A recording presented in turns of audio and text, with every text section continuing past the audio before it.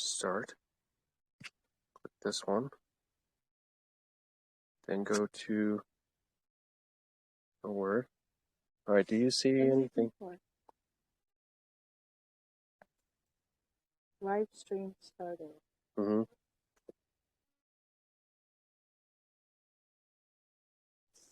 He's inside. All right, so it's working. And do you see the text?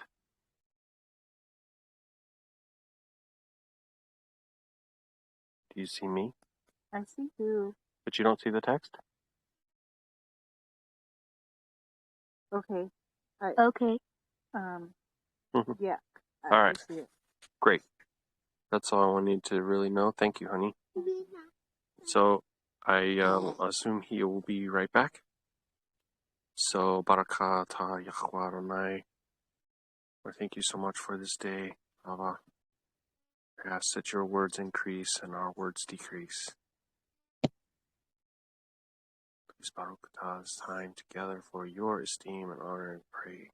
Halal Yahusha HaMashiach's Shem Qadashayam of Yasharal. The Sefer of the revolutions of the luminaries of Shamayim according to their respective classes, their respective powers, their respective periods, their respective names, the places where they commence their progress, and their respective months, which Uriel, the Kodesh one who was with me, explained to me, he who conducted them.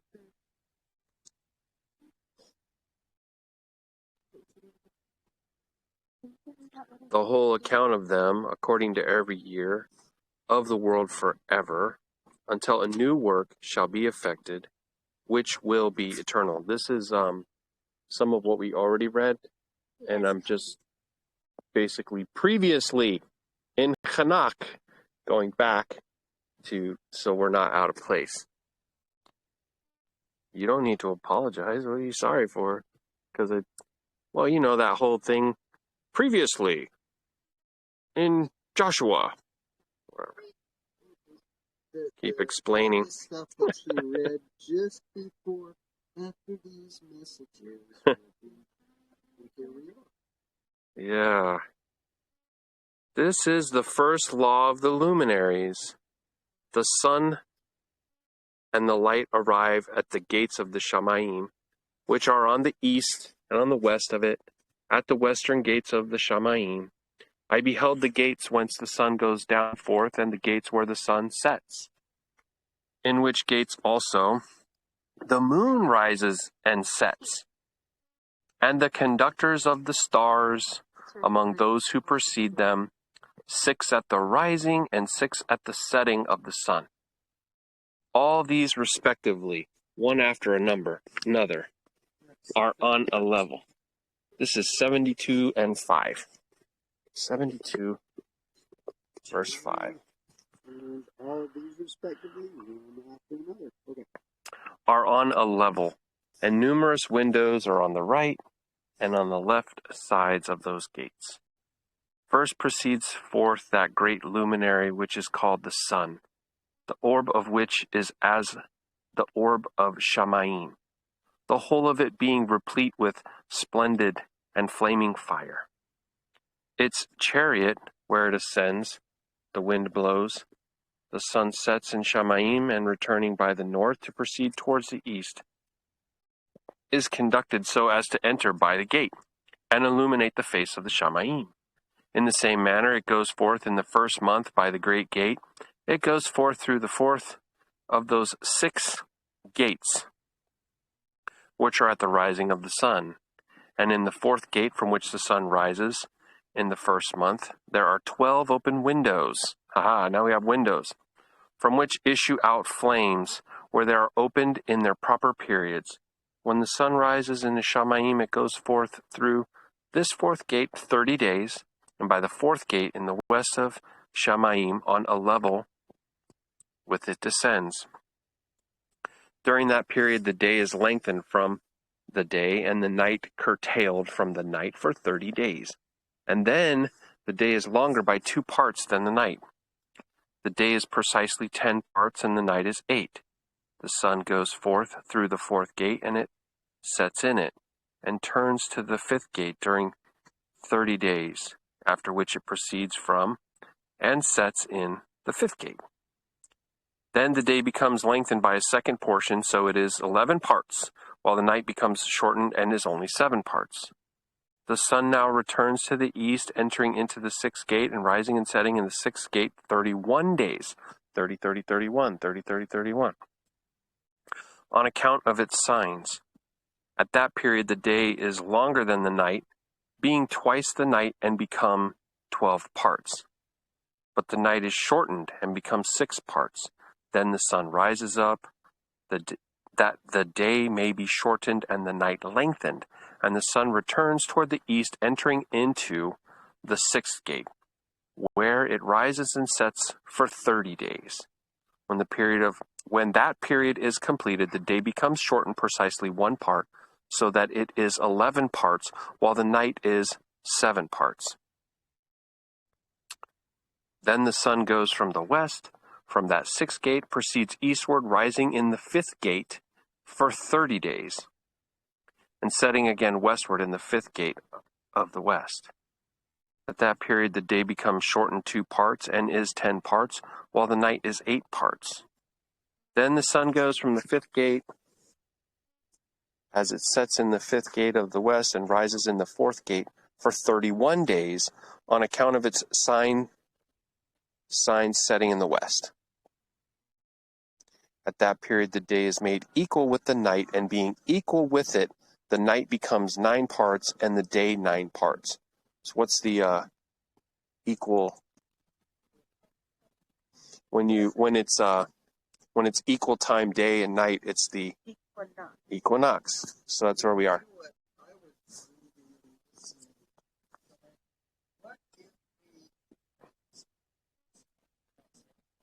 Mm.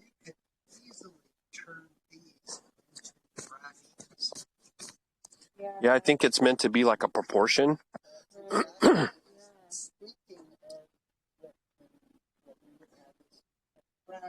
Mm-hmm.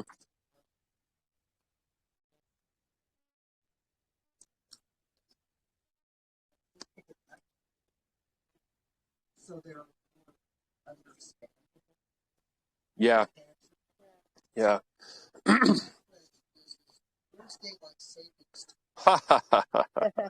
Yeah. Right. That's It's like, you must unlearn what you have learned in order to understand. All right.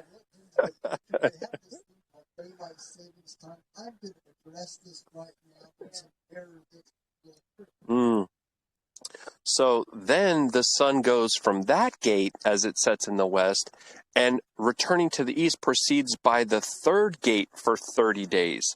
So you can see that each of these gates are also what we call months, because the months or the lunations are 30, 30, 31, 30, 30, 31, right? That pattern repeats 4 times. At the end, you have 364 days in a year. Coming up.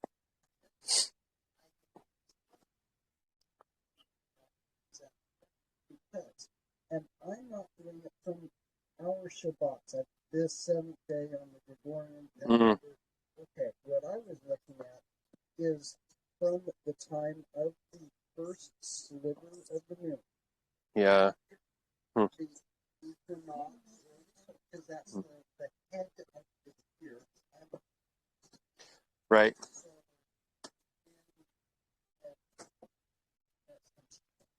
Let's open up the Ruach and let him lead us into understanding, okay? So this is really good stuff. At that period, the night is lengthened from the day during 30 mornings. The day is curtailed from the day during 30 days, the night being 10 parts precisely, and the day 8 parts. So you have a little bit more night than light. Okay. The sun now goes from the 3rd gate as it sets in the 3rd gate in the west, but returning to the east, it proceeds by the 2nd gate of the east for 30 days. In like manner, also it sets in the 2nd gate in the west of heaven. At that period, the night is 11 parts and the day 7 parts.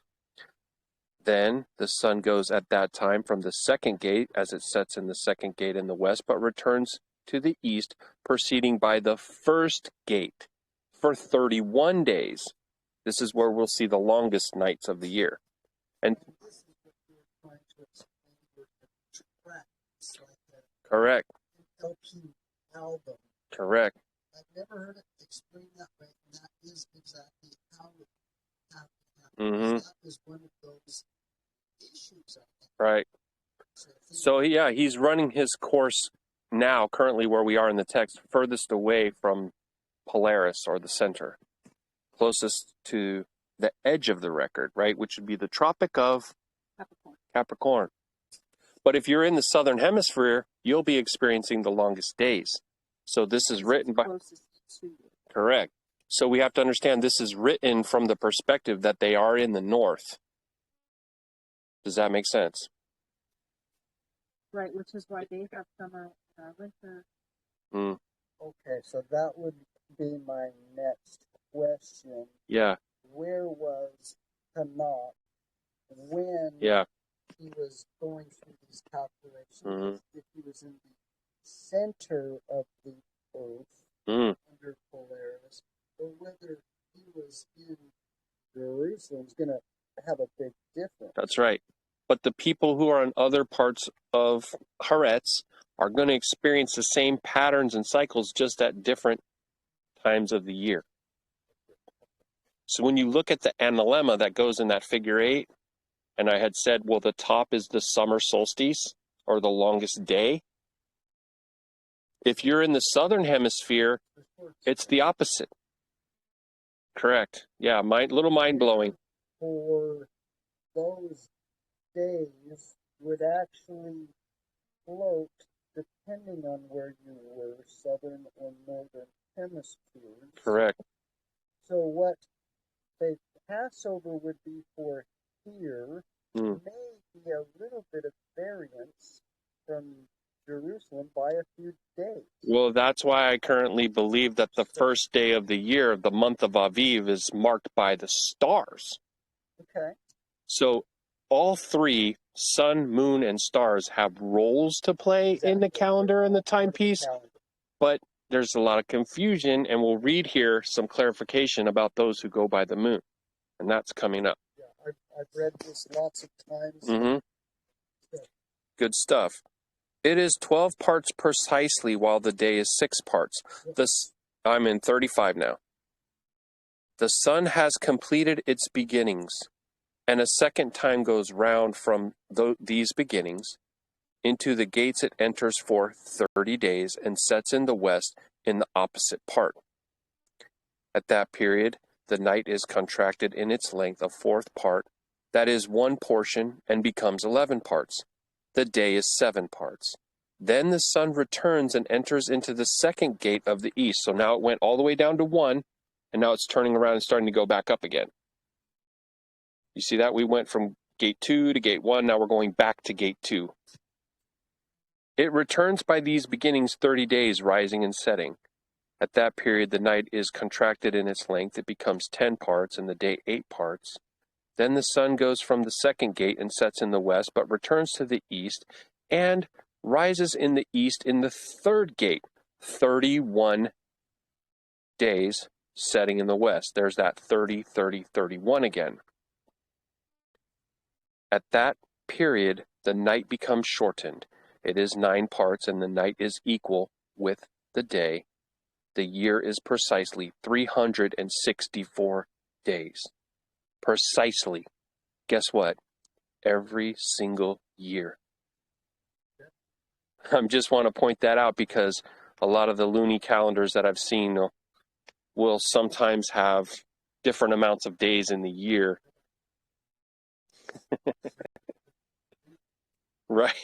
Right. I mean, I don't know. I'm sorry. Was that a serious question or you serious?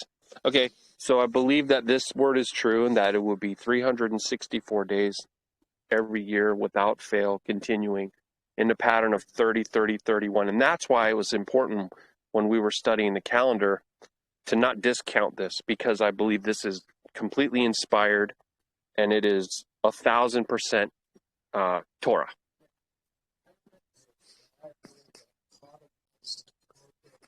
Yeah.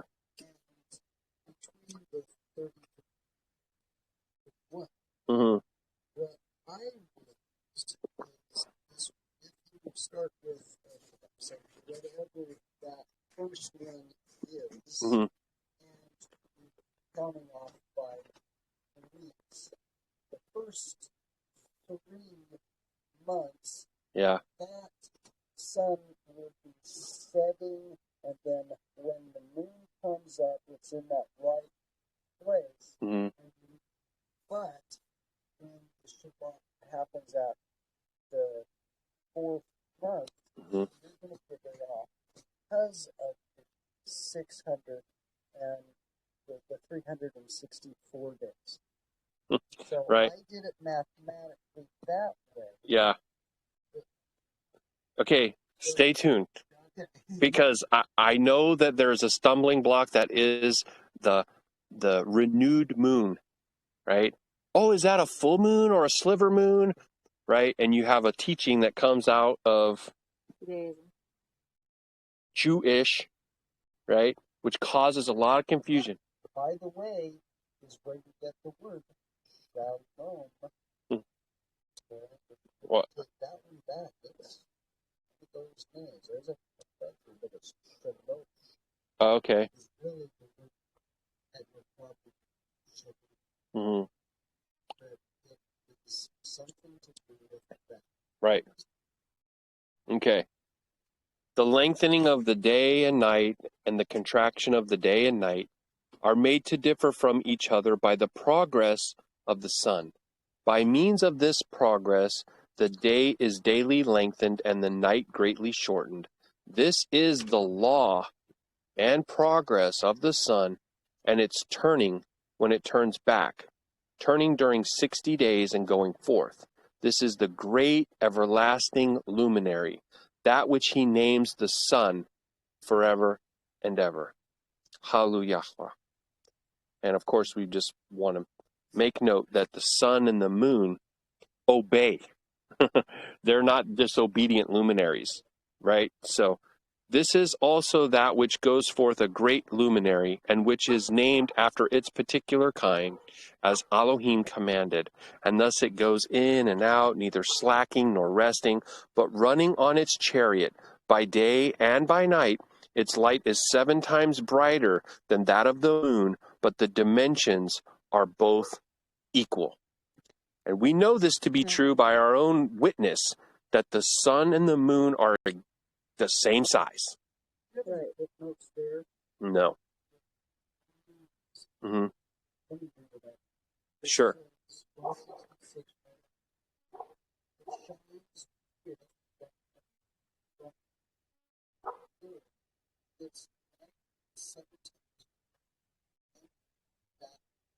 Mm-hmm.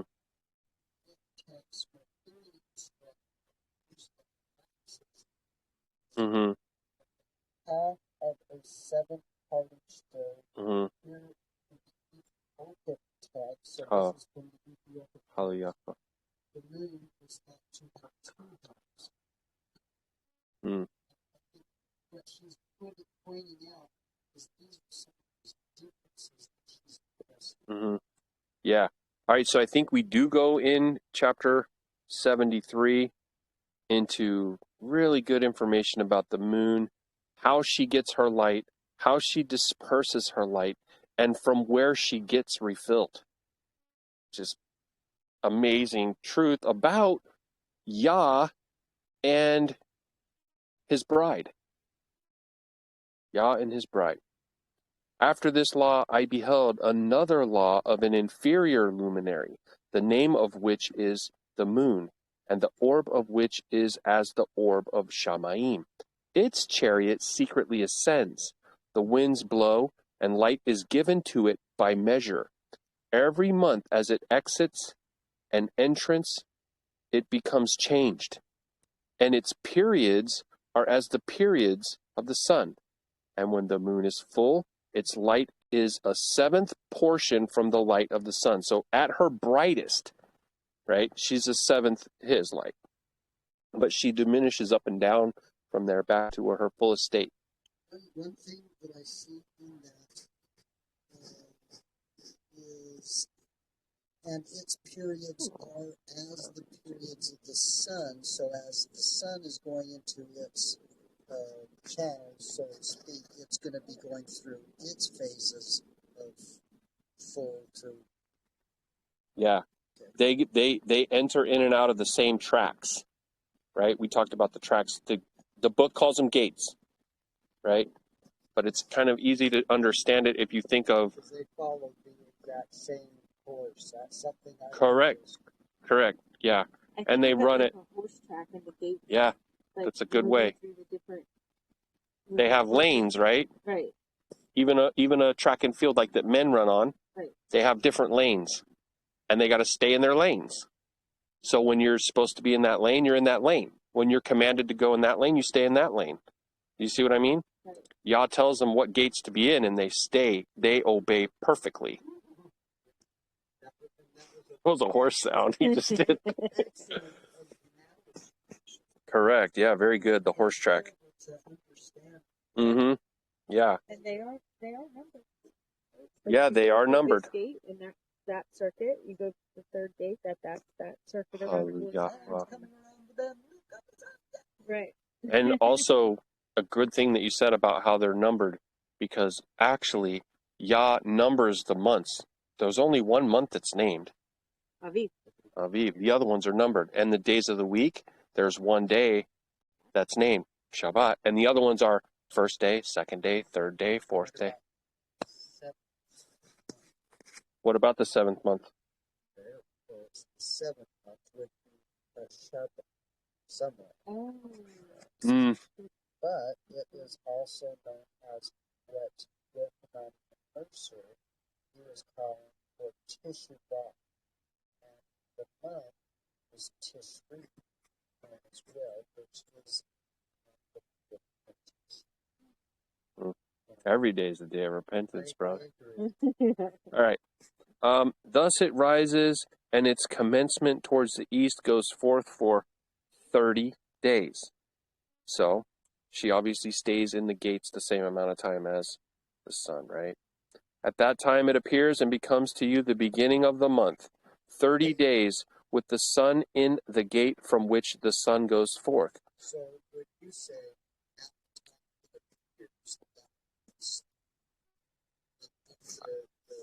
I think it is part of the misunderstanding, and it becomes more clear when it says those who go by the moon err and come out 10 days wrong. So it praise Yah, because he makes it clear. He makes it clear. It's just a matter of searching it out and finding it and being led into all truth, you know. By the Ruach. Sure does. Right. And it goes back to that whole idea of like that we're not to judge one another by days and moons and foods and things like this, because all the conviction comes directly from Yah via Ruach Hakodesh, and we're all on different tracks, progressing as we go, growing up as trees that we may bear fruit, right? Yeah, it's you know, but there's a lot of hot contention over these things, and it should not be so. Yeah. Half of it is in the extent 7 portions, one, and the whole of it orb is void of light. Okay, so this is where we're going to talk about the phases of the moon, as they say, right? So let me say this again. Half of it is in extent 7 portions. So she has these 7 portions. One, and the whole of its orb is void of light, except a 7th portion of the 14 portions. I'm sorry, then let's be correct. We're talking 14 portions of its light. And in a day it receives a 7th portion or half of its light. Its light is by 7s, by 1 portion, and by the half it sets with the sun. And when the sun rises, the moon rises with it, receiving half of a portion of light. She's getting her light from the sun.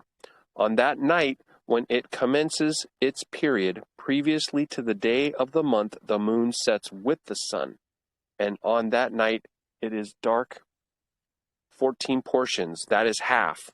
So how many days is her cycle? 28, right? Or say 28 and a half.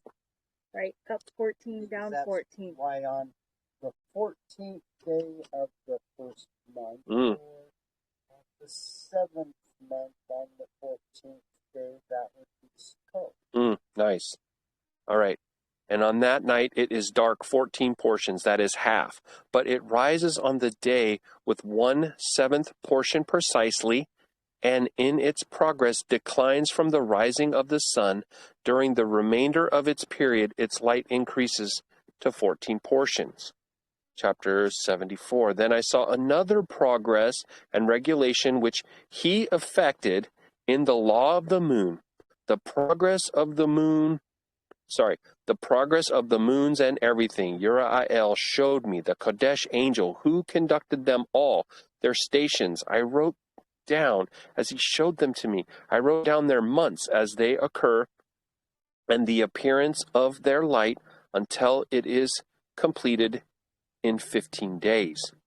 In each of its 7 portions, it completes all its light at rising and at setting. On stated months, it changes settings, and on stated months, it makes its progress on each. In 2, the moon sets with the sun. In those 2 gates, which are in the midst, in the 3rd and 4th gate, it goes forth for 7 days and makes its circuit. Again it returns to the gate whence the sun goes forth, and in that completes the whole of its light. Then it declines from the sun and enters in 8 days into the 6th gate from which the sun goes forth.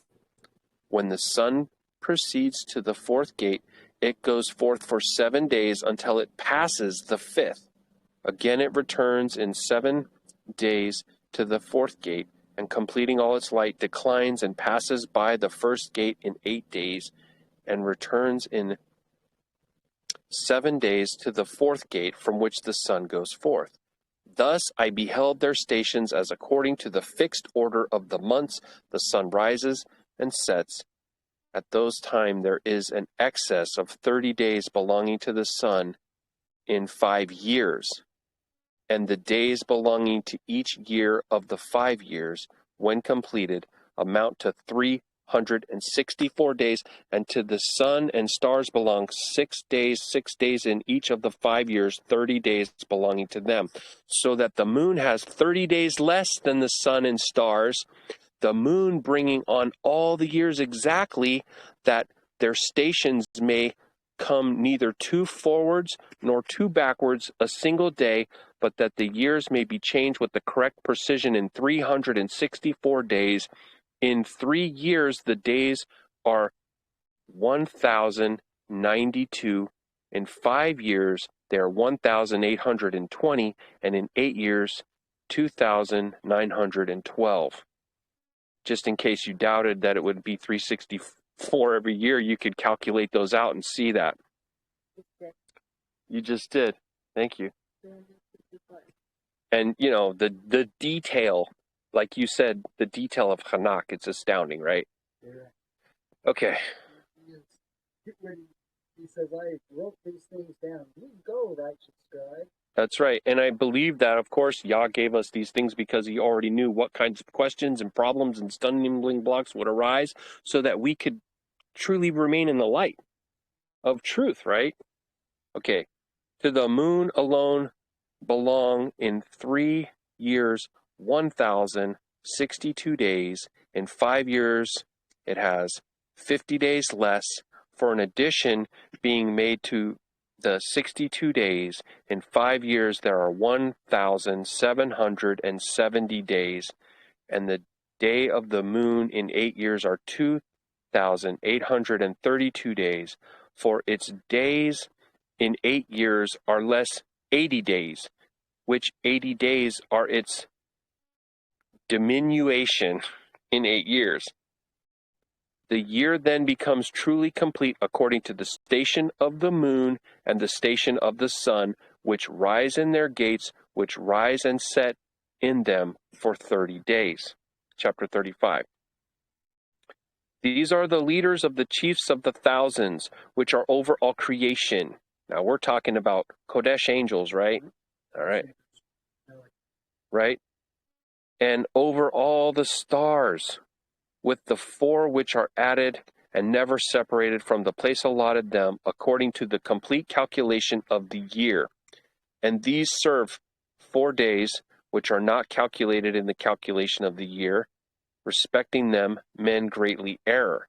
For these luminaries truly serve in the dwelling place of the world, 1 day in the first gate, 1 in the third gate, 1 in the fourth gate, and 1 in the sixth gate. And the harmony of the world becomes complete every 364 state of it. For the signs, the seasons, the years, and the days, Uriel showed me, the angel of whom Yahuah of esteem appointed over all the luminaries of Shamayim and in the world, that they might rule in the face of the sky, and appearing over Charetz become conductors of the days and night, the sun, the moon, the stars, and all the ministers of Shamayim, which make their circuit with all the chariots of the Shamayim. Thus Uriel showed me 12 gates open for the circuits of the chariots of the sons of Shamayim, from which the rays of the sun shoot forth. From these proceed heat over Haaretz. When they are open in their stated seasons, they are for the winds of the Ruach of the dew. When they are in their season, they are opened in the Shamayim at extremities. 12 gates I beheld in the Shamayim at the extremities of Haaretz, through which the sun, moon, and stars, and all the works of the Shamayim proceeding to their rising and setting. Many windows also are open on the right and on the left. One window at a season grows extremely hot. So also are the gates from which the stars go forth as they are commanded, and in which they set according to their number. I saw likewise the chariots of Shamayim running in the world above those gates in which the stars turn, which never set. One of these is greater than all, which goes round the whole world. Which star do you think that is?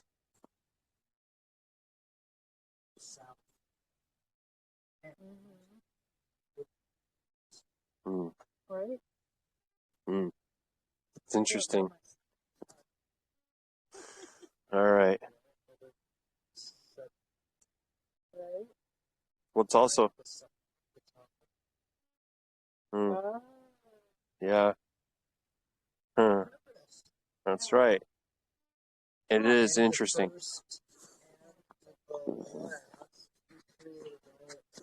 Mm. Mm. Somehow they watch us meticulously. Mm. Yeah. And now they were placed there. And that... They didn't notice. They noticed. Yeah. And that thing, too, about shooting stars, how it's like these meteors going... Like, I feel like it's messengers being dispatched. They're being sent on assignment. Go tell my servant. Huh. That's interesting. Mm-hmm. Mm-hmm. Yeah. Right. Yeah. Yep. There's a lot of interesting rabbit holes there, too. Right. Yeah. Even if it is demonically inspired, because we know that the fallen taught men a lot of things that Yah did not want men to know. All right. Chapter 76. And at the extremities of Charetz I beheld 12 gates open for all the winds, from which they proceed and blow over Charetz, the earth. 3 of them are open in the front of the Shamayim, 3 in the west, 3 in the right side of the Shamayim, and 3 on the left. The first 3 are those which are towards the east, 3 are towards the north, 3 behind those which are upon the left towards the south, and 3 on the west. So your thing about the 4 winds blow, right? From 4 of them proceed winds of barakah and of health, and from 8 proceed winds of punishment when they are sent to destroy Charetz and the Shamayim above it, all its inhabitants, and all which are in the waters or on dry land. So make no mistake, Yah is sovereign over the weather, even though we know men try to manipulate everything. Sounds like hurricanes come from that particular window. My question Absolutely. is, what is the window? Just I just heard a bug fly by my ear. Could have been, but not a steady one like man-made. Yeah, we could quickly look that up in the do a search for window in the Sefer, and then find the chapter and verse, and look in Blue Letter Bible and get the Abrit. Mm-hmm.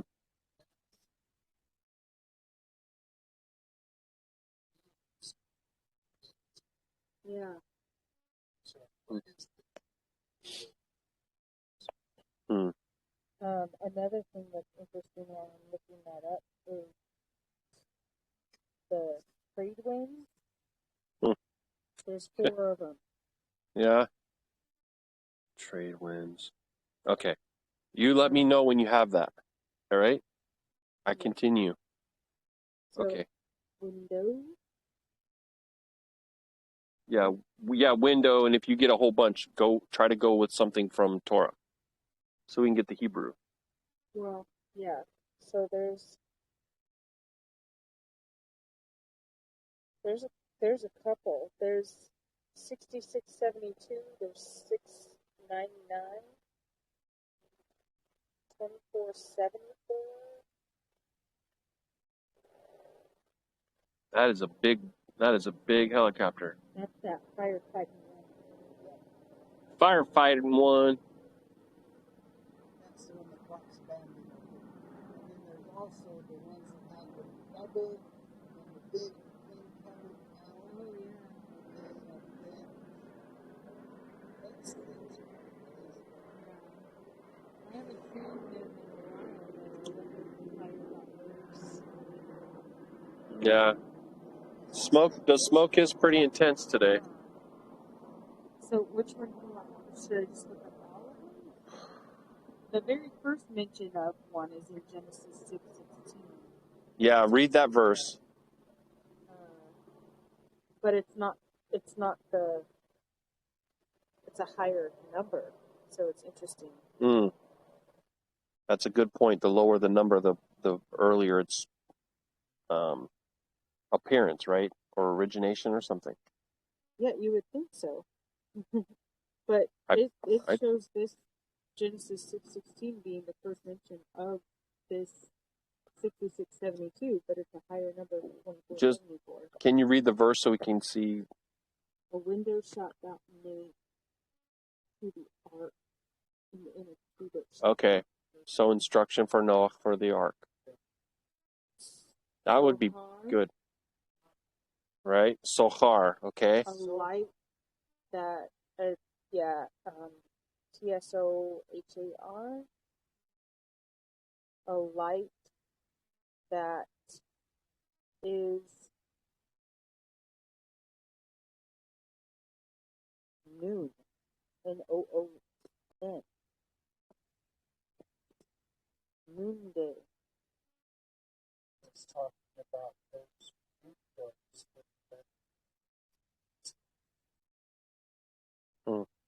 Right?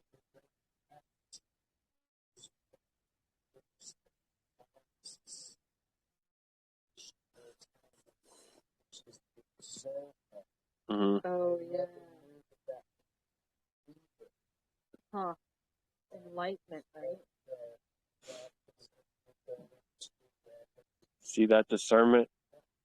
Hallelujah. That is where the rabbis have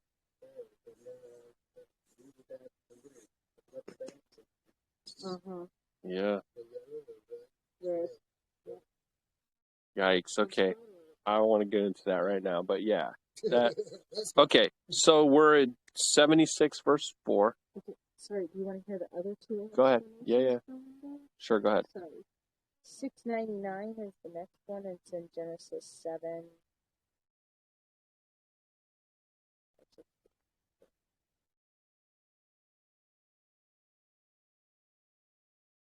That's okay.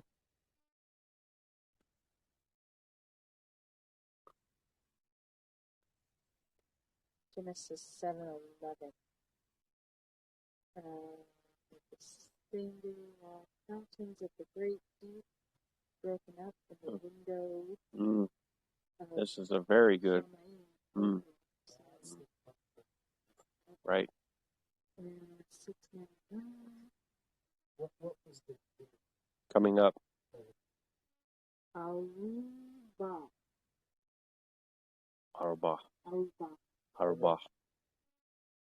as in Kiryat Arabah? Arabah was, from what I can tell, is Qumran. Huh. Kiryat Arabah. Wow. Wow. Yeah. Right. Feminine participle. Or participle. Participle. Yeah. Passive of H693 as if for lurking. A lattice. A window. Dovecot because of the pigeonholes. Chimney with its apertures for smoke. Sluice Crazy. with openings for water. Window. Okay, like a damper in a chimney, that smoke is the same thing. The light. Yeah. Because the thing that I realize, and I'll take those numbers because we can take those back to the ancient Hebrew, which have to really like to do on that particular one. Yeah. Also, it's interesting. You just read the word dove. Can you go over that little part again? Feminine participle. Passive. A lattice by implication. Uh-huh. A window dovecot because of the pigeonhole. Now, it's just going back to the previous one that you talked about for the window in the ark. Noah released the dove out of the window. Where else would he have released it? He didn't open the door. Right. You know? Yeah. Might not be anything. I just thought, I heard you say dove, and I was like, whoa, wait a second. That makes sense. Yeah. Or like, that one, there's more to it. Because I'm not to the emotion. When the descends, right? Was that just a little dove birdie?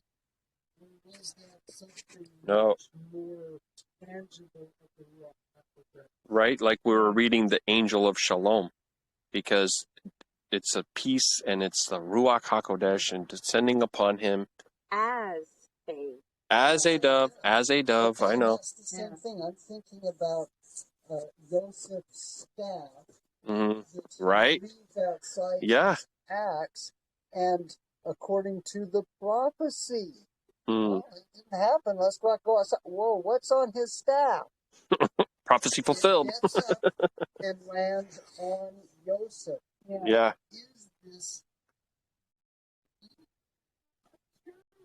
I think it could be a there's a symbol and there's a shadow, there's a sign. It's a larger thing, but it's related 1,000%. Yeah, it's a great question. It shows us in the temporal over and over. That's right. Higher things in a physical world that we're capable of understanding, right? Right. It gives us glimpses. It is the honor of things to search out a map. Right. And Yah uses things in our temporal experience, our fleshly understanding, to illuminate us to heavenly things, right? just like Yahusha, everything, a tree, a door, a seed, a rock, bread, water, marriage, a father and a son, unconditional love. We have to experience these things in order to enter into understanding, right? We're being prepared for eternity. You know what I mean? Come on. He's like, I know I created you. All humans are here. Mm. And it's not necessarily to get it right, but it's Right. Yeah. Big part of it. Mm-hmm. Yeah. So Mm-hmm. the bodies chunk down on the ground. In what name did you call it? Yeah. Mm-hmm. That, I will say, is going to be everybody's big question, and there'll be some other corresponding questions that they're going to realize. Yeah. That's part of like enduring to the end too, right? Hope, faith, and trust, baby. Chanakh 76:4.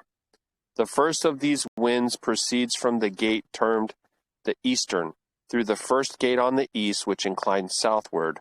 From this goes forth destruction, drought, heat, and perdition. From the second gate, the middle one, proceeds equity. There issues from it rain, fruitfulness, health, and dew. And from the third gate northward proceeds cold and drought. After these proceed south winds through three principal gates. Through the first gate, which inclines eastward, proceeds a hot wind. But from the middle gate proceeds grateful odor, dew, rain, health, and life. From the third gate, which is westward, proceeds dew, rain, blight, and destruction. What, babe? So, I mean, it's just, he's amazing Yes, he is. that we can actually see it because, like I said, there's 4 trade winds, right? Yeah. And the most southerly one blows to the east. Uh-huh. The third one in the outer part of the ring, Mm-hmm. right, Mm-hmm. is a westerly Yeah. wind. Right. Just like it says. It's exactly like it says. Just like it says. And blessings and cursings come through these winds, right? That he's sovereign over their dispatching, the timing of it. And it's like Yahusha said that the Ruach moves like the wind, and he blows from whence he wills, and you don't know. You know? Like, so that's pretty amazing because Barakah can come through this wind or just blows upon you whenever he sends it, you know. After these are the north winds to the north, which is called the sea from 3 gates. The 7th gate is on the east, inclining southwards. From this proceeds dew, rain, blight, and destruction. From the middle direct gate proceeds rain, dew, life, and health. And from the 3rd gate, which is westward, inclined towards the south, proceeds mist, frost, snow, rain, dew, and blight. After these 4 are the winds to the west. From the first gate, inclining northward, proceed dew, rain, frost, cold, snow, and chill. From the middle gate proceed rain, health, and Barukah. And from the last gate, which is southward, proceeds drought, destruction, scorching, and perdition. The account of the 12 gates of the 4 quarters of Shamayim is ended, and their laws, and their punishment, and the health of them have I explained to you, my son, Methuselah. 77. The first wind is called the eastern because it is first. You can liken this to the, what is it, Mikodesh? Face the east, out of the east from which your barakah comes, right? Isn't that, am I off on that? Mm-hmm. Yeah. From the east, and Palal facing the east, right? Okay, well, that's first. So the first wind is called the eastern because it is the first. The second is called the south because al-Yan there descends, and frequently there descends and is Baruk forever. The western wind has the name of diminution, diminution,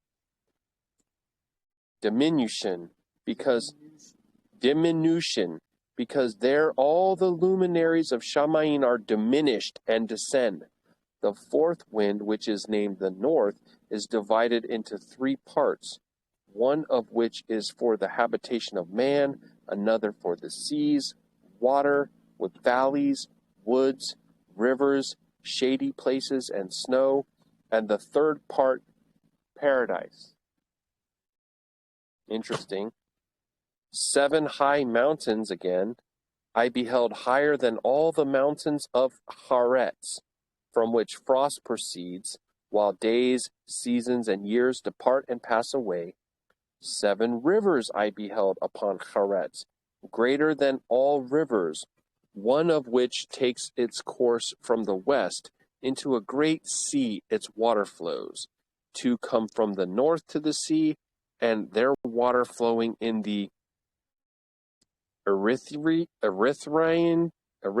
Sea on the east. And with respect to the remaining 4, they take their course in the cavity of the north, 2 to their sea, the Erythraean Sea, and 2 are poured into a great sea, where also it is said is a desert. 7 great islands I saw in the sea and on the earth, 7 in the great sea. So 7 great islands. He'd probably say they're continents, and he's probably above the earth looking down at this point.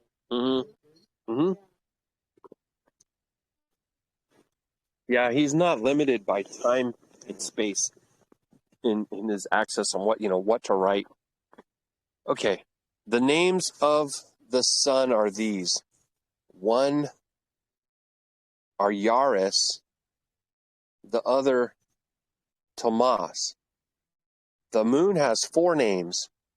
The first is Asanya, the second Ebla, the third Banez, and the fourth Array. These are the 2 great luminaries, whose orbs are as the orbs of Shamin, and the dimensions of both are equal, telling us this again. In the orb of the sun are 7 parts of light, which are added to it more than to the moon.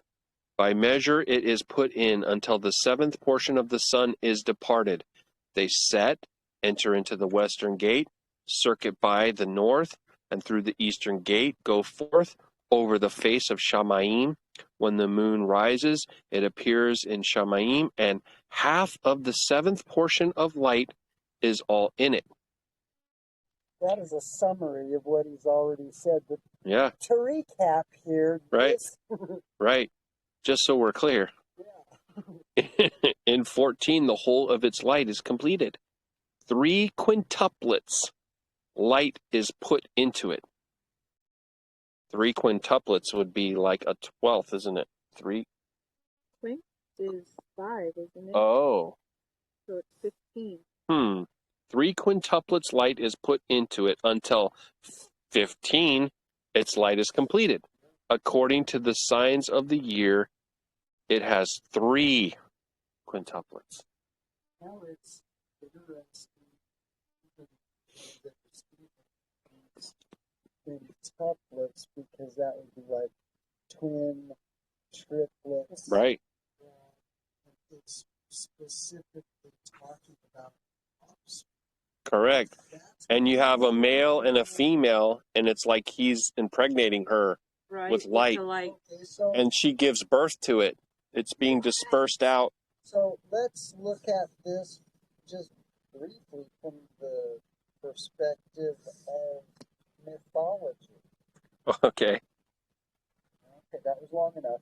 No, I was going to say, trust me, they took the truth and twisted it into a very romantic story. You know. Let's consider this for a second. Yeah. Okay. Yeah. All right, because we're going to get some more light right now. The moon has the half of a seventh portion. During its diminution, on the first day, its light decreases a 14th part. On the second day, it decreases a 13th part. On the third day, a 12th part. On the fourth day, an 11th part. On the fifth day, a 10th part. On the sixth day, a 9th part. On the seventh day, it decreases an 8th part. On the eighth day, it decreases a 7th part. On the ninth day, it decreases a 6th part. On the 10th day, it decreases a 5th part. On the 11th day, it decreases a 4th part. On the 12th day, it decreases third part. On the 13th day, it decreases a second part. On the 14th day, it decreases a half of its seventh part. Not even a full part now. Yeah, it's losing its light right now, which is, honey, help me, waxing or waning? Waxing. She's losing her light. And on the 15th day, the whole remainder of its light is consumed. Yeah. Okay. I don't know the difference, sorry, forgive me, between waxing and waning, but she's losing her light, and they're actually describing it as consumed. So it's almost like something is sucking or suckling her light. It's almost like she's feeding something. Weird. They're very active. Well, it could be the stars. It could be the Qadashayam. I don't know exactly. I would like to know. Right. And well, and even in Wow, that's amazing. Look at this. This I didn't see the last one. I didn't see it.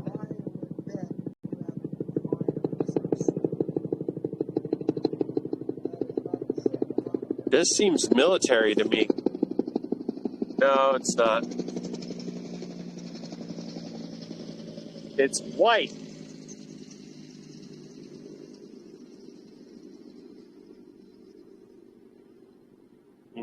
You know what? Well, let's wait.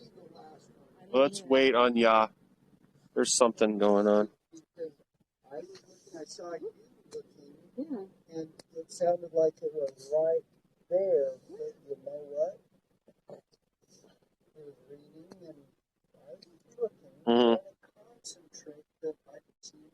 I saw you looking, and I thought maybe you did see it, but it sounded almost as. So the third or the second one that went over us was invisible. Okay. Right. Either that or it was just behind our view enough. It was over. It was coming. I looked right here because I thought it was like right there and I couldn't find it. But I heard it too. Maybe it had its cloaking device on. I don't know. Okay. So just so we went through 15 days of her light being consumed. Very interesting. Even canon says twice, right? That she gives her life. Mm-hmm. Because in Revelation it says she will no longer give her life. So she's giving it correct. Right. She's pouring out on her. Mm-hmm. She's like, God, but she's losing. Okay, so here's the question on the 15th day, it has no light, correct? That's what it said.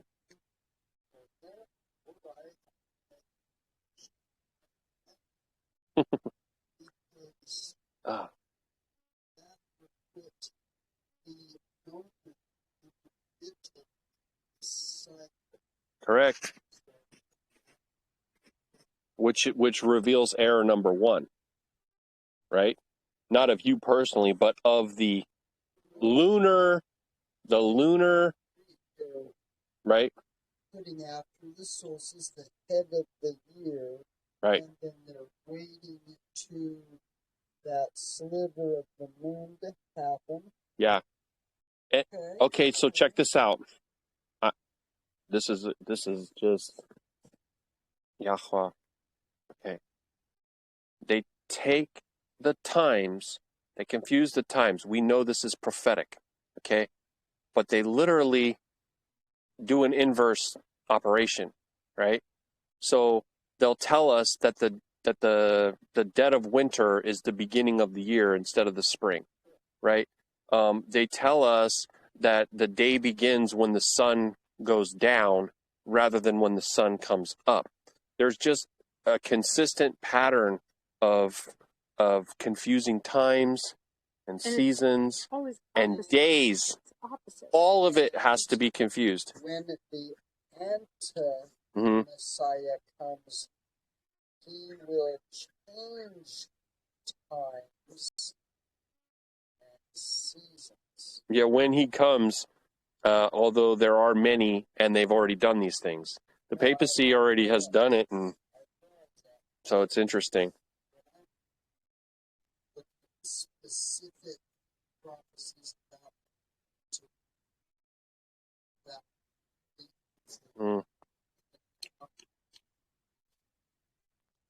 Okay.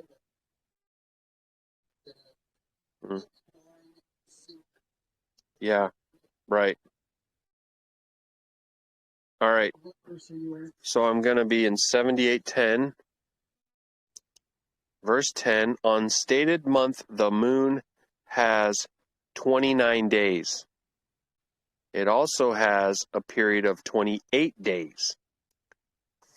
So, just going back and recounting about when we were more focused on the sun and 364 days and the pattern of 30, 30, 31, 30, 30, 31, the moon, she will be 28, 29.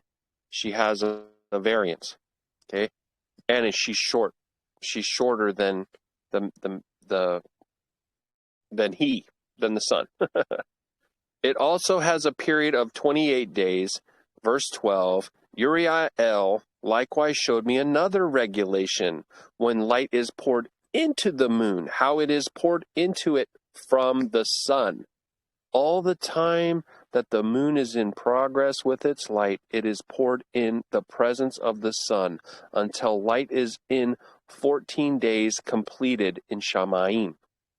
And when it is wholly or completely extinguished, its light is consumed in Shamayim. And on the first day, it is called the new moon.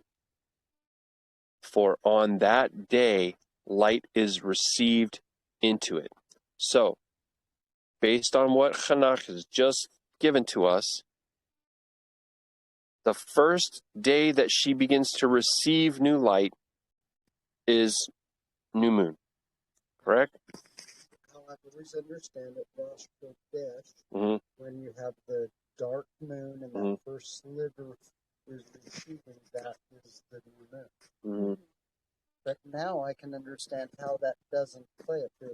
If its cycle is off from the sun and so on, it has a different time period. My question with that, bear with me, is if they're on the same circuits and the moon is slower, wouldn't they meet at some point? Is that an eclipse? Yes, it is. When they cross, right? That's an eclipse. And that's also where we see with our own eyes that they're the same size. Yes. Yeah. It's not a coincidence that one just happens to be this close and this small, and this one is. And they're equidistant. So, they're equidistant. So that's what we've got. Hallelujah. Right. Right. Wow. You're asking. Go ahead, honey. Go ahead, honey. So, if they're on the same circuit, though, right? They're on the same track. How do they talk? Wouldn't they collide? Well, because they're not terrestrial bodies. They're luminaries, right? So they're not rocks. Right. We know this, but we also have to follow that all the way through in our understanding, because they don't have to, they can occupy the same space. Then how does it, okay, they're both light. Yeah. Okay? Yeah. Bear with me. Yep. And they're crossing. Mm-hmm. How does one darken the other if they're both light on the same track? I do not know that. Right. So I think that there's something else up there that is not either one of them that is causing the eclipses. Oh boy, is that the black hole sun? I don't know what to call it. Right. Is first off, we heard earlier that why the sun darkened the presence of the ancient days of the Father of light. Therefore, somewhere where it is, there is a much greater light than the sun. Absolutely. We don't even need those in New Jerusalem. So, when Adam said he was blinded, those strokes, Adam, you lost your eyes, you lost your hearing, etc. Mm-hmm.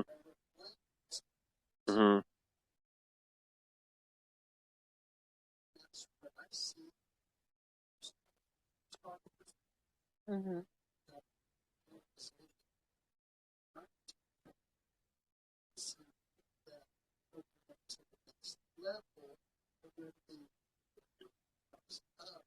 There is a polarization that happens, and he describes these as gates and so on. Right. You can no longer see the canopy of the stars.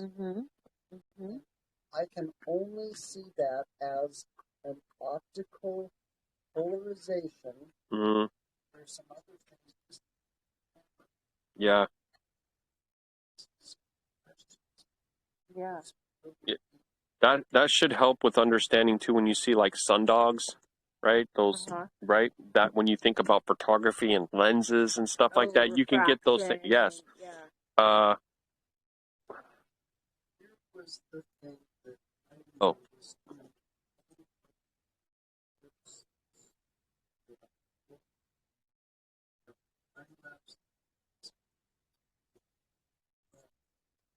So hot.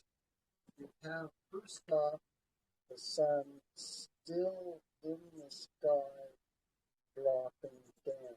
The moon, yep. It's coming up and it's starting its eclipse. Yeah. Okay. So what I'm noticing is first both of them are here and here, but something is amiss. Because if the light is coming from here, the eclipse shadow is on the wrong side. Yeah. Therefore, there has to be some kind of a lens to flip it upside down and backwards. Yeah. And nobody would recognize that but a photographer. Wow. Interesting. And that's one I cannot explain. Right? Yeah. Or understanding the human eyeball, too, because a camera lens works in the same way. Exactly. Right? It's a counterfeit of the eye. Yeah. Okay, now back to the story. Yeah. It becomes precisely completed on the day that the sun descends into the west, while the moon ascends at night from the east. I feel like that's literally what you were just kind of showing. One was in the west and one was in the east. Opposite ends. The moon then shines all the night until the sun rises before it, when the moon disappears in turn before the sun. Where light comes to the moon, there again it decreases until all its light is extinguished and the day of the moon pass away. The days of the moon pass away. Then its orb remains solitary without light. During 3 months, it affects in 30 days its period, and during 3 months it affects in 29 days each, in which it affects its decrease in its first period, and in the first gate in 177 days. I don't know. What's 177 times 177? Or 364 divided by 2. That's kind of an odd number there, the 77. 177 days. Are you doing a calculator? Did you say 177 times 177? No, times 2. Oh. I don't think we're going to get 364 out of that. 54. Oh, that's 10 days short. Dude, hey. Yes, if you use the moon for your calendar, you're going to come out 10 days short, and it's coming up right now. Hallelujah. Baruk Atah Yahuah. So awesome. I love it. Okay.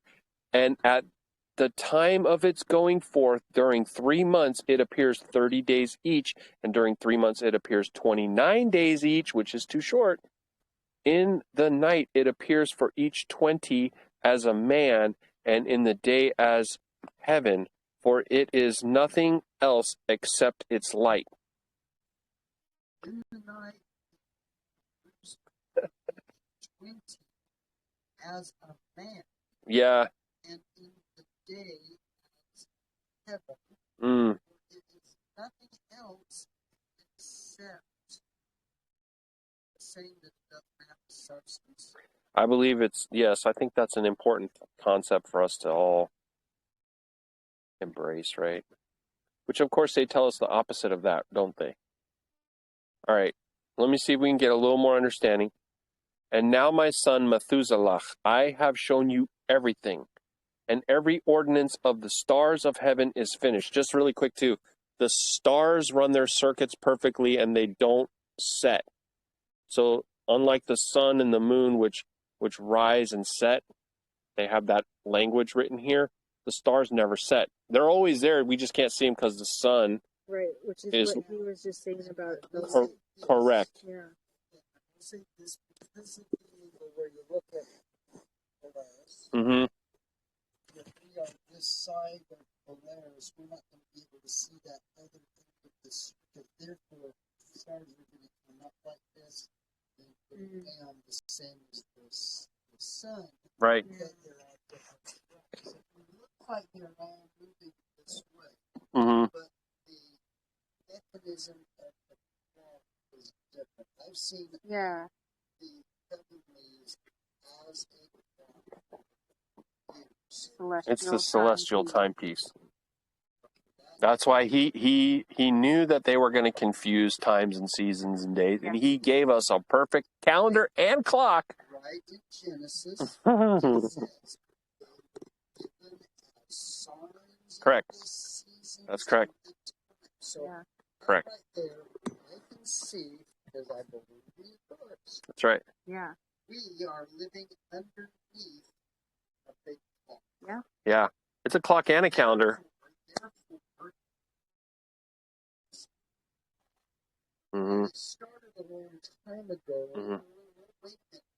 Where does that clock stop in the future? Yeah, we all want to know that day. Right? It says, stars shall run all the scroll rolls, the sky rolls up like a scroll. Right. That day, that clock, the time of the Gentiles, right. ends, so to speak. Yeah. The time of the threshing floor, it's over. Now, I will say this because, what a wonderful day that will be. No. It says this is a dark, dreadful, right. day. Right. Great and terrible day. Terrible. That's right. That's right. Yeah. Right. Oh, you don't. Right. Yeah. Well, you don't that's want true. that day to come lest you repent. Yeah. Well, an interesting thing as a photographer for you to consider, and I think this is an important reason why they will not let people go there and take images. If you were able to be dead center, the North Pole, dead center, you time-lapse photography straight up. you're going to have perfect rings. Perfect. Can you imagine how much of a confirmation that is to the truth of cosmology, of creation? They won't allow it to happen. Mm. Yeah. Mm-hmm. Right. Well, thank you. It's hard. Right.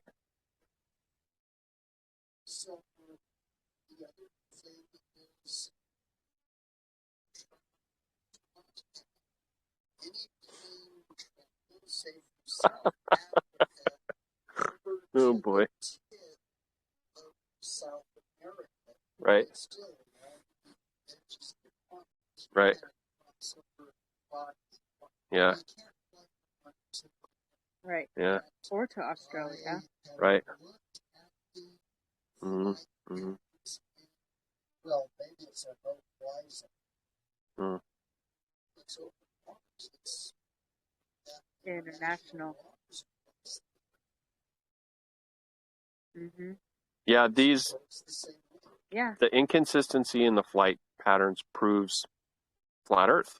Yeah. It proves that there's reasons why you're not allowed to have that and see that, Yeah. right? And also, just I have to say, right, Mark Sargent had an excellent video series. What did he call that? 20 proofs of a flat Earth, or That's too big. DeBay has that one. Mark Sargent. Both of these guys have talked about it before. Yeah, I'm not trying to. I'm just only trying to give credit, I guess, where it's due, because that's where I first heard about it.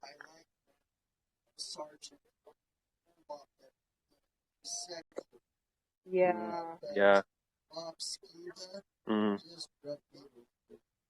Mm.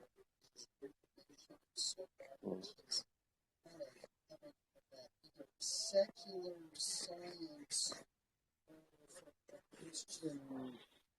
with the Christian vernacular. Does that make sense? Yeah.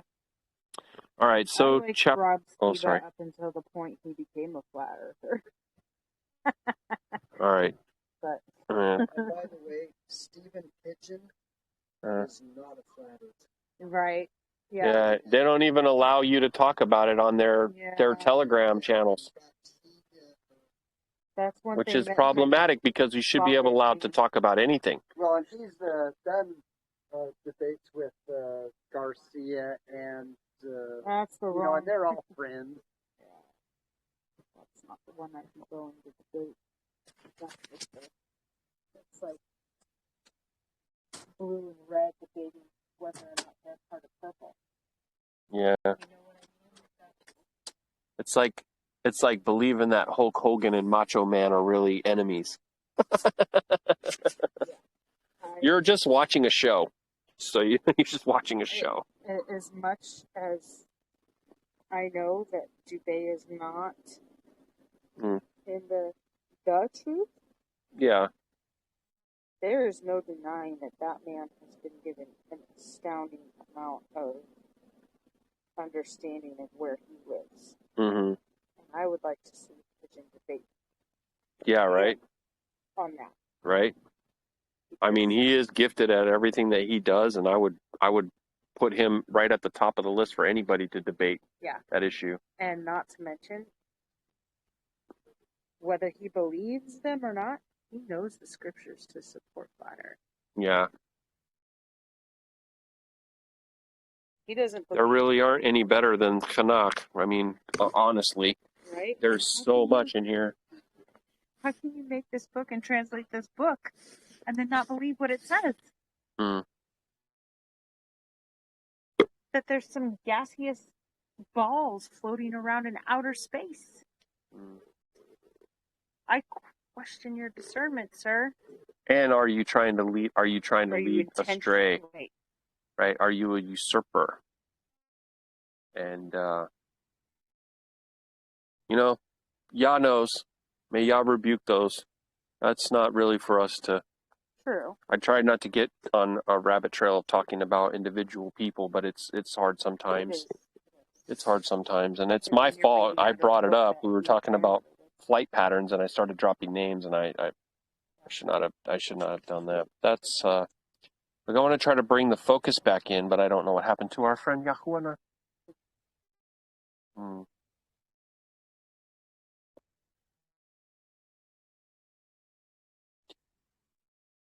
Is the thing still working? Can you check it, please? Oh, sorry. Yeah, that's okay.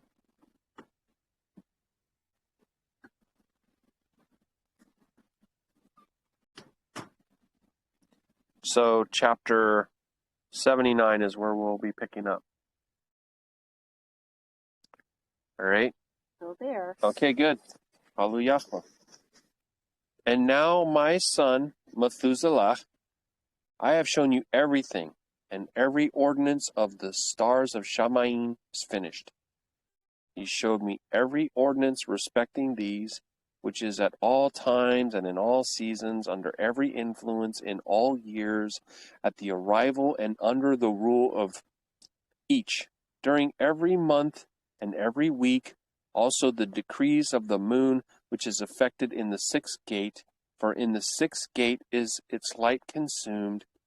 From this is the beginning of the month, and its decrease is affected in the sixth gate and in its period, until 177 days are completed, according to the mode of calculation by weeks, 25 and 2 days. It is less than that of the sun, according to the ordinance of the stars, by 5 days and 1 time precisely. When that visible situation is completed, such is the appearance and likeness of every luminary which Yashar'Al, the great angel who conducts them, showed to me. Chapter 80. In those days Yashar'Al answered and said to me, Behold, I have showed you all things, O Enoch, and all things have I revealed to you. You see the sun, the moon, and those which conduct the stars of the Shamayim, which cause all their operations, seasons, and arrivals to return. In the days of sinners the years shall be shortened. Their seed shall be backward in their prolific soil, and everything done on Haaretz shall be subverted and disappear in its season. The rain shall be restrained, and Shamayim shall stand still. Whoa. Who's talking about a future event? Yeah, it says that the days would need to be shortened, lest even the very elect would perish, right? It says in Hazan. Does that mean time is shortened? How often? Okay, by the way, Abraham died 4 years ago. Why? Because God didn't teach West. His grandson forgot to tell the piece of right.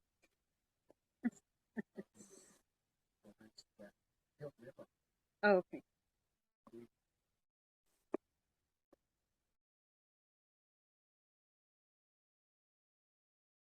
Oh, turn it down. Okay.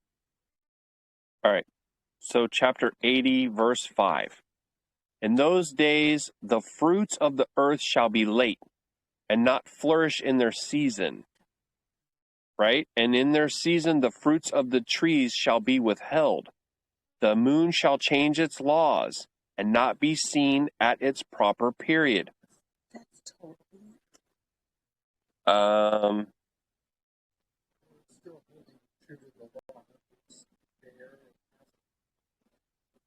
It's going to break its normally scheduled time for a special event, which is the cracking of the sky, the blowing of the shofar, the appearance of Yahusha.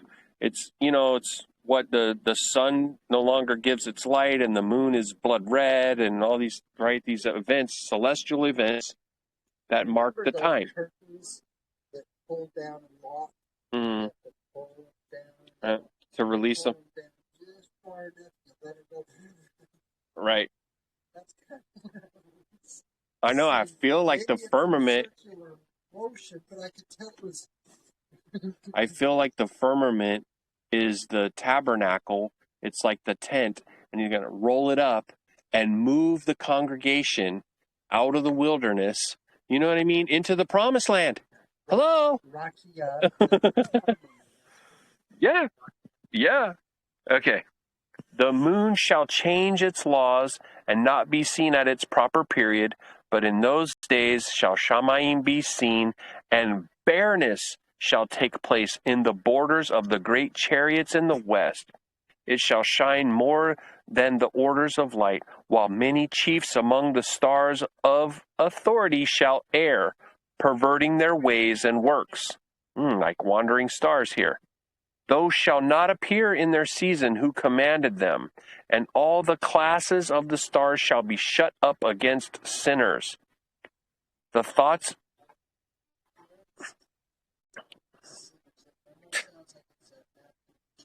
Yeah, judgment. It's not going to go good for them. Well, it literally does say that they fall, right? The stars fall from the heavens. Okay.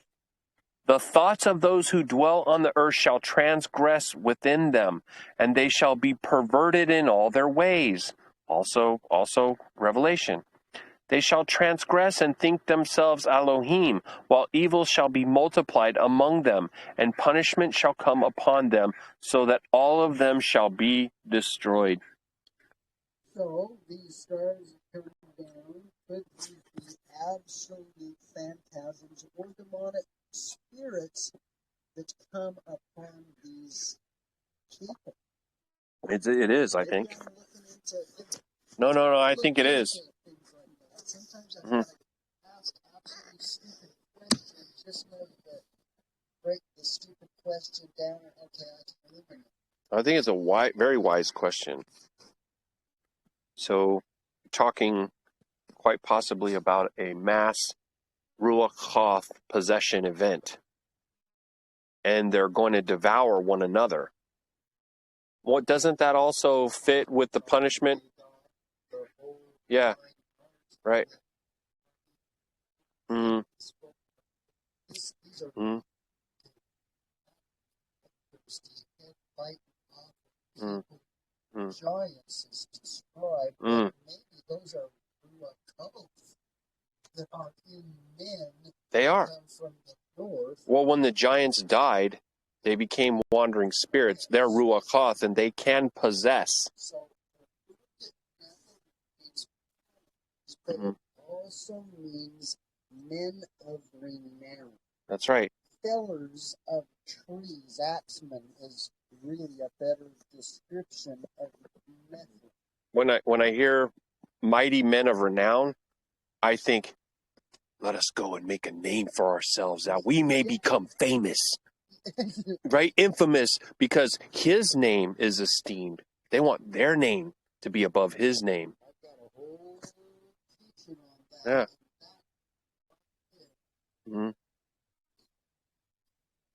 Yeah. Yeah. Right. Yeah. And then they say, we will be like the Most High. You know? Towns named after men. Yeah. Or mighty ones, even.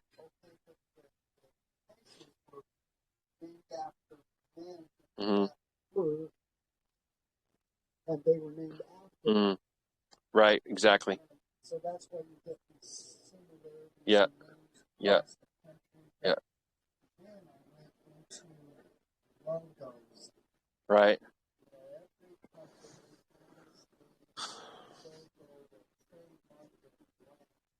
Mm-hmm.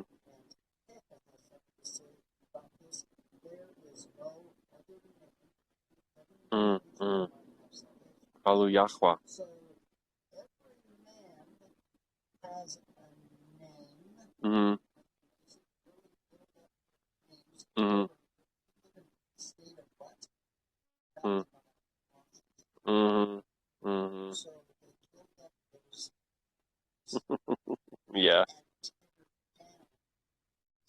That's right. Well, in an effort to make his vain. It's an effort to make his name vain, which is commanded to not. Yeah, right. So you're going to take his name. They want to take his name out of your mouth and put their name in it instead. You know? Yeah. Right. Yeah. Mm-hmm. Right. And when I tried to say that worship is like what you give your time, your energy, your adoration, you invest yourself in it. It's that thing that you esteem, that you cherish, right? That's how you give worship. And everybody worships. And everybody worships something. Built into us to worship, and there is correct. This void of, we don't even know what to worship. Right. Let's do either ourselves or that guy over there. Yeah. Mm-hmm. Right.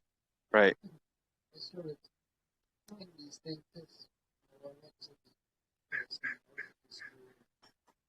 When I was doing that, you taught me worldly marketing things. Mm-hmm. And I'm in scriptures.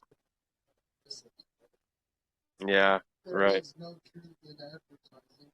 Yeah. Yeah. I still, back to be fair, I still just got over $1,000 on that education. Right. Wow. That indoctrination. And you know what? Right. I'm not going to get anything out of this tuna. Yeah. Okay.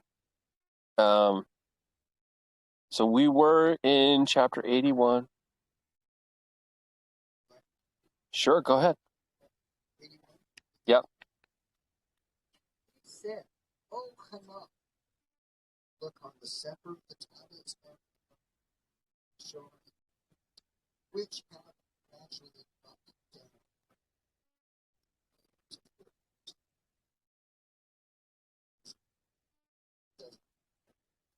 And reading that which it was written in it, understand every part of it. Then I looked on all which was written and understood all, reading the scepter, and everything written in it, all the works of man, and all of the children of the flesh, on the 30 generations. Immediately I drove abode to Yahuah, esteem, to the Melech of esteem, king of joy, who has thus forever formed the whole workmanship of the world. And I magnified Yahuah on account of his long-suffering and Baruk towards the children of the world.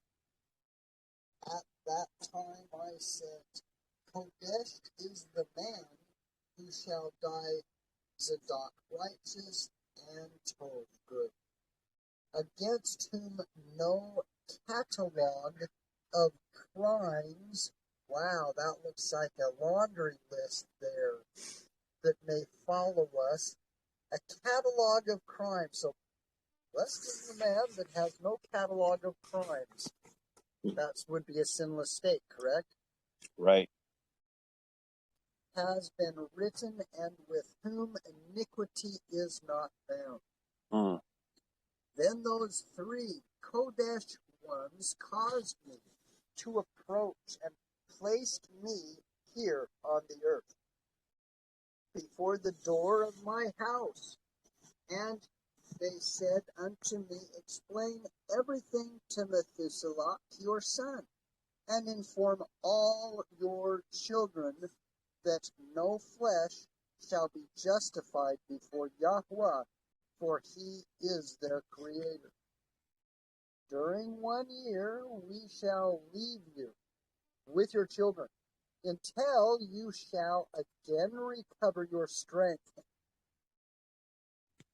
that you may instruct your family, Write these things and explain them to all your children. You got 1 year to do this. But in another year, they shall take you from the midst of them, and your heart shall be strengthened. For the elect, Yahid shall point out the darkness to the elect, Yahid. The righteous of the right with the righteous shall rejoice, congregating or congratulating each other, but the sinners with sinners shall die. And the perverted with the perverted shall be drowned. Those likewise who act righteously shall die on account of their works of man, and shall be gathered together on account of their works of the wicked. In those days they finished conversing with me, and I returned to my fellow men, Qadashayam and Baruk Atah Yahuah of worlds. And by the way, that's not a future event that he's talking about of destruction. That was the flood of Noah, which he's described, right? I think it's both. I agree, but we realize that the first one was water, the second one stayed as fire. Correct. 82. Now my son Methuselah, all these things I speak unto you, write down for you. To you I have revealed all, and have given you settling of everything. Preserve my son Methuselah the Sepharim, written by your father, that you may reveal them to future generations. Hatma, wisdom have I given you, to your children and to your posterity, that they may reveal to their children for generations forever. This wisdom in their thoughts, and that those who comprehend may not slumber, but Shema, hear with their ears, that they may learn this Hatma wisdom and be deemed worthy of eating such wholesome food. Kodesh are all the Tzedakah, the Zadakim, blessed are all the righteous. Kodesh are all who walk in righteousness, in whom is no crime, as in sinners, when all their days are numbered. With respect to the progress of the sun in heaven, it enters and goes out of the gate for 30 days, with the leaders of the 1,000 classes of stars, with 4 which are added and appertain to the 4 quarters of the year. So now he's talking about what we would know as seasons, right? Yeah, go ahead. There's like one little line left in this verse, right? Yeah.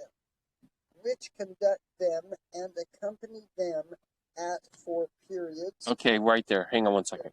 Okay. Hallelujah, Yahuah. He saw something Baruk else. Atah Yahuah, because I remember saying 360 degrees in a circle, 360 days in a year. Oh, that would kind of make sense if the clock at if it was 360 days. But it's not. It's 364. Well, it just says right here that there are 4 days added. Well, guess what those are? That's the season where you have the winter solstice, the summer solstice, the spring equinox, and the fall equinox. Those are the 4 transitional type days. Remember, it broke it down 30, 30, 31, a transitional day. 30, 30, 31, a transitional day. 30, 30, 31, a transitional day. And that's how she goes around the circuit. That's why it's 364, because you have those additional 4 demarcations that are there. Right. It's not an additional 4 degrees in the circle. Right. It's transitional. So if you're doing 365 days, say 400 years down the Yeah. That's exactly right. 400 days off. So when people try to do math and they go, well, in Daniel it says, 1,260 days, that's 1,260. They try to calculate these things to know the last days, right? But they're using the Gregorian calendar, so they're coming in wrong. So this is a revelation that he's allowing to come at this time. Many people are seeking to understand how to observe his feast at their appointed times, to be on the right calendar, to be on Yah's time, man, to be on Yah's time. And so he's letting it be known now. Do you like chips and guacamole? Wow, that just...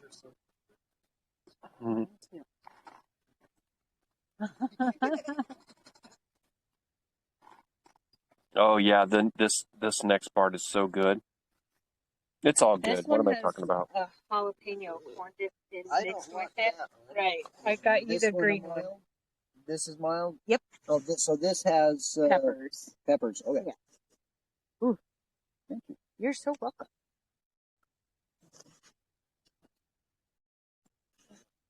Might just come in just Yeah. a little bit. Yeah. All right, so let me see what we'll do this here really quick. Baruk Atah Yahuah Adonai Most High. We thank you so much for this day, for the set apartness of your Shabbat to rest in you. Thank you for the provisions, these Barak, the food to strengthen our bodies and our time together is esteemed for your honor. Allah in Yahusha's name, Amen. All right. I don't know how to pause the the video. I have no idea. Still learning how to use this.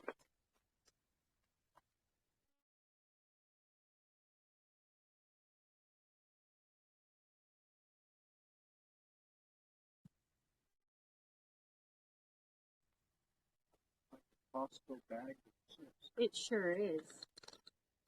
And these are the good ones. Are these the ones